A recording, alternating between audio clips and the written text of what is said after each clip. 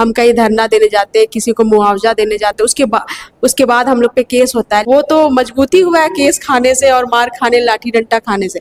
तो मुझे नहीं लगता है कि विपक्षी की ये जो चाल होगी वो कहीं ना कहीं सफल होगी। चारों की प्रबल दावेदारी है। अगर देखा जाए हिस्ट्री तो अभी भी वर्तमान में भी महिला विधायक है, इससे पूर्व भी महिला विधायक थी।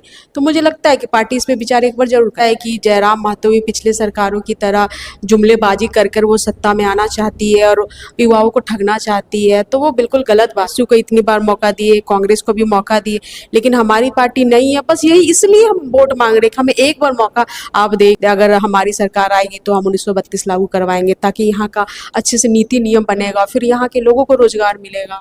जोहार, नमस्कार। मैं सुरेंद्र कुमार और आप देख रहे हैं खतियानी खबर। अभी हम रामगढ़ में हैं और अभी हमारे साथ जो है महिला मोर्चा उपाध्यक्ष भारती कुशवाहा जी हैं। सबसे पहले जोहार दें हमारे चैनल। जोहार सुरेंद्र भैया, आपको और आपके पूरे दर्शकों को मेरा जोहार। आप किस विधानसभा से पर्चा भरे थे? मैं रामगढ़ विधानसभा से हूँ, तो रामगढ़ विधानसभा से ही भरी थी। रामगढ़ विधानसभा से पर्चा। अच्छा, मेरा एक हमेशा सवाल है और हर कोई से पूछता हूँ, क्या जेबीकेएस जेलकम जो आपके सुप्रीमो, कुछ उसमें मापदंड निकाले थे? जैसे 10 मापदंड थे, क्या क्या मापदंड थे? तो क्या लगता है सुप्रीमो उस मापदंड पे काम कर रहे हैं या सिर्फ जनता को दिखाने के लिए वो मापदंड? नहीं, वो मापदंड पे पूरा काम कर रहे हैं। जो भी 10 मापदंड था कि आंदोलनकारी होना चाहिए, इतना पढ़ा लिखा होना चाहिए, तो वो सारे मापदंड को फॉलो कर रहे हैं।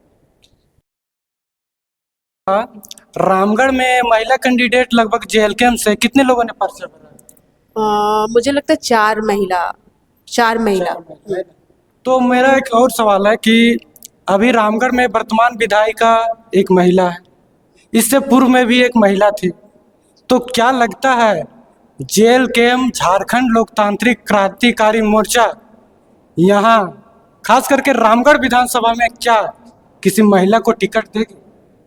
क्यों नहीं देगी? मुझे लगता है कि अगर 4 महिला यहाँ से प्रत्याशी के लिए फॉर्म भरी है तो जेल के इस पे सुप्रीमो इस पे जरूर विचार कर सकती है, क्योंकि अगर देखा जाए हिस्ट्री तो अभी भी वर्तमान में भी महिला विधायक है, इससे पूर्व भी महिला विधायक थी। तो मुझे लगता है कि पार्टी इस पे विचार एक बार जरूर करेगी। अभी का समीकरण देखकर, क्योंकि अभी वर्तमान में भी विधायिका महिला ही है, पूर्व में भी महिला थी, तो क्या लगता है अगर महिला कैंडिडेट में मिलेगा तो भारती कुशवाहा जी आप अपने आप को कहाँ देखें? देखिए, अगर महिला कैंडिडेट की बात होती है तो मैं सिर्फ अपने आप को नहीं, बल्कि अब मेरे जो पैरेलल 3 उम्मीदवार और है मेरे अलावा, तो मैं सबको बराबर देख रही हूँ कि हम चारों की प्रबल दावेदारी है। पार्टी अगर आपको टिकट देती है तो आप कैसे इस विधानसभा को जीतेंगे? देखिए, अगर पार्टी मुझे टिकट देती है तो सबसे पहले मैं युवाओं को पकड़ूंगी। यहाँ की जो मुद्दे हैं उसको प्रखरता से, जैसे मैं उठा रही हूँ, उसको और मुद्दे प्रखरता से उठाऊंगी, ताकि लोगों का रुझान हमारे पार्टी की और हो। और यहाँ के समीकरण को देखते हुए मैं देखूंगी जो जातियाँ हमारे जेएलकेएम से अभी बहुत ज़्यादा नहीं जुड़ी है, मैं कोशिश करूंगी उन जातियों के अपनी पार्टी में लाने की, जो कि मैं अभी लगातार कोशिश कर रही हूँ, मेरा वो चल रहा है। अच्छा, मेरी तो शुभकामनाएं है कि आपको टिकट मिले। और अगर पार्टी टिकट नहीं देती है तो फिर आपका भूमिका क्या है? अगर पार्टी मुझे टिकट नहीं देती है तो पार्टी की ओर से मुझे जो भी जिम्मेदारी दी जाएगी मैं उसे बखूबी निभाऊंगी। अच्छा, रामगढ़ विधानसभा में जब अभी आप लोग काफ़ी सारा कैंपेन कर रहे हैं तो जनता के पास जा रहे हैं, तो क्या कहकर वोट मांग रहे हैं? देखिए, हमारा तो आपको पता है कि हमारा सबसे पहले 1932 खतियान मुद्दा जो स्टार्टिंग शुरू हुआ था, तो पहला मुद्दा तो हमारा यही रहता है जब हम खतियानों के पास जाते हैं कि अगर हमारी सरकार आएगी तो हम 1932 लागू करवाएंगे, ताकि यहाँ का अच्छे से नीति नियम बनेगा, फिर यहाँ के लोगों को रोजगार मिलेगा। तो क्या लगता है 1932 खतियान जो अभी जितने भी सरकारें बनी हैं, अभी की भी जो जयराम महतो बात कर रहे हैं, लेकिन जितने भी सरकारें बने हैं 1932 बात कर के बाबूलाल मरांडी जब पहली बार झारखंड के मुख्यमंत्री बने थे तो कहीं ना कहीं वो भी मुद्दा लेकर चले थे। लेकिन अभी वो बनने के बाद अभी वो मुद्दा वो लोग जैसे मतलब क्या है, जब शुरुआती बनने का रहता है उस टाइम बहुत सारे वादे रहते हैं। तो क्या लगता है जीतने के बाद अगर जयराम महतो जीतते तो क्या लगता है धरातल पे करेगी काम?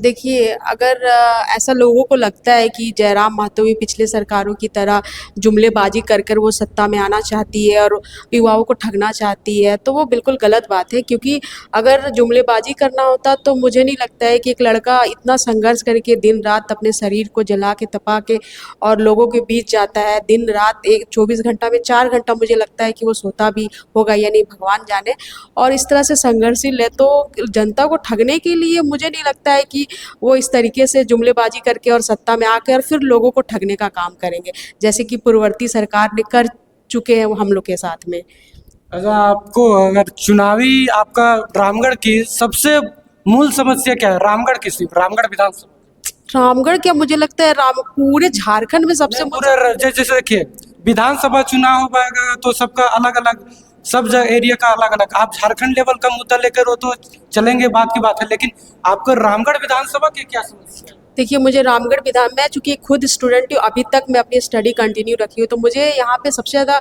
जो मुद्दा नज़र आता है बेरोजगारी का मुद्दा आता है, क्योंकि मैं जब स्टूडेंट के बीच में जाती हूँ, आप रामगढ़ कॉलेज के समीप जाके देख सकते हैं कि वहाँ पे जो स्टूडेंट रेंट पे रहते हैं, छोटे से कमरे में कैसे अपने आप को एडजस्ट करते हैं, अगर आप उसे देखोगे तो आपको बहुत पीड़ा होगी।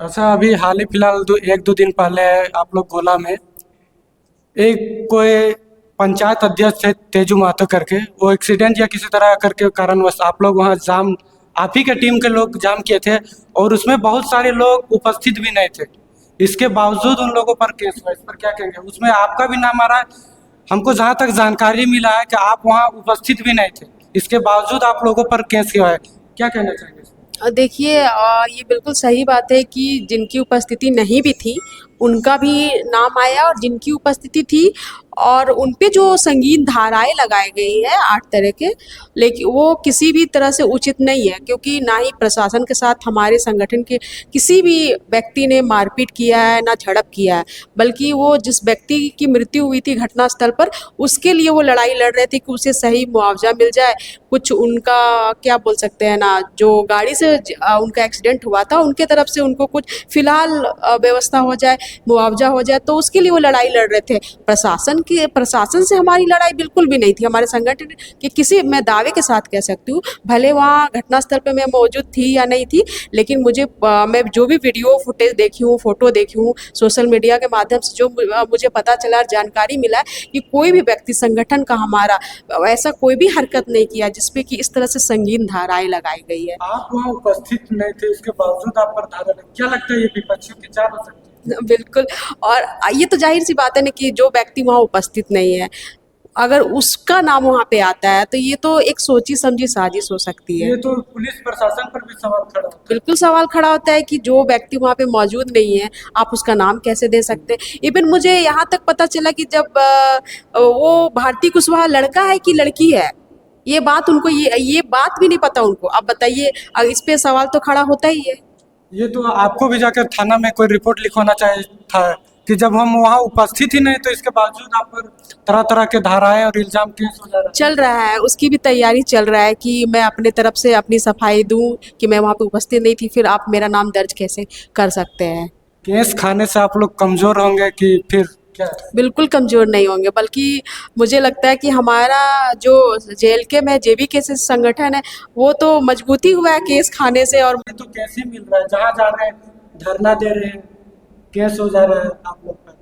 बात तो वही है ना कि अगर हम कहीं धरना देने जाते हैं, किसी को मुआवजा देने जाते हैं, उसके बाद हम लोग पे केस होता है, लेकिन फिर भी देखिए हमारा संगठन कितना संगठित है कि उसके बावजूद हम लोग नहीं डरते। और फिर दूसरे दिन, अगर आज गोला में 28 को घटना हुई, अभी 1 वीक नहीं हुआ, और कल को फिर खुदा ना खास्ता अगर कोई घटना घटित होती है, तो मुझे पूरा विश्वास है कि JLK की टीम वैसे ही खड़ी होगी जैसे 28 को खड़ी थी। झारखंड लोकतांत्रिक क्रांतिकारी मोर्चा जो है यहाँ रामगढ़ में, किससे आप लोग को टक्कर दिख रहा है? किससे है टक्कर आप लोग को?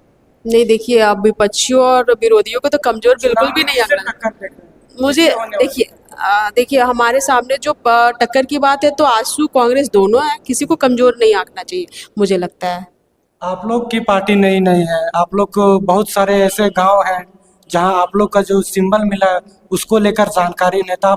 इसको लेकर आप लोग कैसे मैसेज भेज रहे थे? क्योंकि देखिए अभी आप लोग के सुप्रीमो जो थे उन्होंने कहा कि फेसबुक में DP लगाइए, व्हाट्सएप में लगाइए, लेकिन जो आदमी मोबाइल यूज नहीं कर रहा उन तक कैसे मैसेज आप लेके आए? देखिए, मुझे नहीं लगता है कि आज के ज़माने में किसी के यहाँ मोबाइल नहीं यूज होता होगा। अगर मैं मान सकती हूँ कि जो बुजुर्ग होंगे या थोड़े उम्र के व्यक्ति होंगे, हो सकता है वो पर्सनली व्यक्तिगत तौर पे मोबाइल को यूज नहीं करते होंगे, लेकिन उसके घर में अगर 6 साल का बच्चा भी होगा तो वो ज़रूर मोबाइल यूज करता होगा। आप झारखंड लोकतांत्रिक क्रांतिकारी मोर्चा को वोट क्यों थे? क्योंकि अन्य पार्टियां तो जाएगी विकास के नाम पर वोट है, हमने ये दिया वो दिया, आप किस आधार पर आप लोग वोट मांगने जाएंगे? देखिए, सबसे पहले तो हमारा सबसे नम्र निवेदन यही रहेगा कि हमारी पार्टी नई है, एक बार इसको मौका दें आप। एक बार तो अब आप इतने पार्टी को, आजसू को इतनी बार मौका दिए, कांग्रेस को भी मौका दिए, लेकिन हमारी पार्टी नहीं है। बस यही इसलिए हम वोट मांग रहे हैं कि हमें एक बार मौका आप दे के देखें। जैसा कि हमारे सुप्रीमो ने आप देखे होगा कि द फॉलो अप के इंटरव्यू में उन्होंने कहा था कि हमारा तो एग्रेशन ही नेचर, अगर पसंद आए तो वोट देना, नहीं तो नहीं देना। तो वैसे ही आप मुझे एक बार वोट दीजिए। अगर आपको लगे कि हमारी कार्यशैली सही नहीं है, हम कोई विकास का कार्य नहीं कर रहे हैं, तो फिर अगला 5 साल तो फिर तो आपका हुआ ना वो। मेरा अंतिम सवाल है, रामगढ़ विधानसभा की जनता को क्या संदेश देना चाहेंगे हमारे चैनल के माध्यम से? रामगढ़ विधानसभा की जनता को मैं ये संदेश देना चाहूँगी कि अगर आपको लगता है कि जयराम महतो की पार्टी आपको न्याय दिलाएगी, आपके बच्चों के भविष्य के लिए नीति नियम को लागू करने में कामयाब रहेगी, तो आप एक बार JB केसेस को ज़रूर वोट दें।